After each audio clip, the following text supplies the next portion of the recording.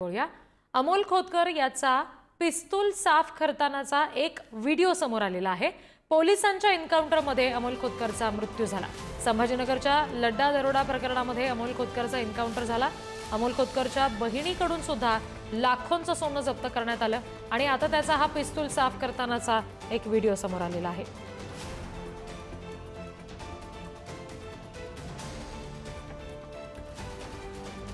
संभाजीनगरमध्ये अमोल खोतकर याचा हा एन्काउंटर झालेला होता। ऐसे हजारों इसके पास पिस्तूल साफ करतानाचा वीडियो इतना सारा माल, देखिए आप देख सकते हो गोलियां भी है उसके अंदर। और ये खूंखार आदमखोर और इंडिया का सबसे बड़ा डॉन मोस्ट वांटेड दाऊद को ख़त्म करने के लिए इसने चैलेंज किया हुआ है और ये दाऊद को ख़त्म करने के लिए पूरा सामान साफ करा है। देखते हैं दोस्तों अभी दुश्मनों का दुश्मन कैसे उसका खात्मा करता है। ये पूरा वीडियो हम आखिरी तक आपको बताएंगे।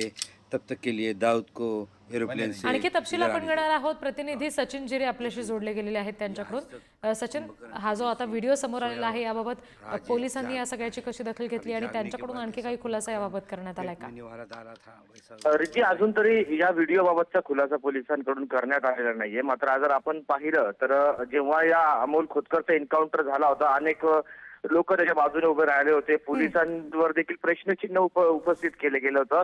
मात्र आता तो या ज्या बंदुका साफ करत असताना त्याचा जो व्हिडिओ आला तो किती धोकादायक होता, तो किती हे गुन्हेगार प्रवृत्तीचा होता यावरून स्पष्ट होते। कारण त्याच्यावरती त्याच्याजवळ फक्त एक पिस्टल असेल असं पोलिसांना काय असं होतं, मात्र व्हिडिओमध्ये स्पष्टपणे 3 पिस्टल त्याच्याकडे आहेत आणि तो त्या पद्धतीने साफ करतोय। तो व्हिडिओ काढणारा कोण आहे याचा देखील तपास पोलिसांनी केला गेला पाहिजे। कारण की जर फक्त एका व्यक्तीकडे याच्याकडे 3 जर पिस्टल असतील तर याच्या सहकाऱ्यांकडे किती असेल हा देखील एक मोठा प्रश्न आहे। आणि त्यामुळे हा जो व्हिडिओ समोर आला यानंतर आता पोलीस काय प्रतिक्रिया देत आहेत किंवा पोलीस काय ऍक्शन करतात, त्यांच्या मित्रासह इतरांना देखील त्याची चौकशी करतात का हे पाहणं महत्त्वाचं राहणार। अगदी सचिन, तुम्ही आमच्याशी असेच जोडलेले राहा। पुन्हा एकदा व्हिडिओ आपण प्रेक्षकांना नीट दाखवूया। देखो ये दोस्तों, ये आज तक कुंभकर्ण की जैसी सोया हुआ था और आज ये जाग उठा है। अभी जागने के बाद जैसा कुंभकर्ण पेट में निवाला डाला था वैसा ही अब ये इसका सामान साफ करते हुए मैंने इसका वीडियो निकाला हुआ है। दोस्तों इतना खतरनाक मैंने आज तक कोई भी भाई नहीं देखा हुआ है। वन टाइम में इसके पास देख सकते हो आप कितने सारे हथियार हैं। ये देखो, ये पिस्टल AK-47, 67, 85 ऐसे हजारों इसके पास से गन और इतना सारा माल, देखिए आप देख सकते हो गोलियां भी है उसके अंदर। और ये खूंखार आदमखोर और इंडिया का सबसे बड़ा डॉन मोस्ट वांटेड दाऊद को ख़त्म करने के लिए इसने चैलेंज किया हुआ है और ये दाऊद को ख़त्म करने के लिए पूरा सामान साफ करा है। देखते हैं दोस्तों अभी दुश्मनों का दुश्मन कैसे उसका खात्मा करता है। ये पूरा वीडियो हम आखिरी तक आपको बताएंगे।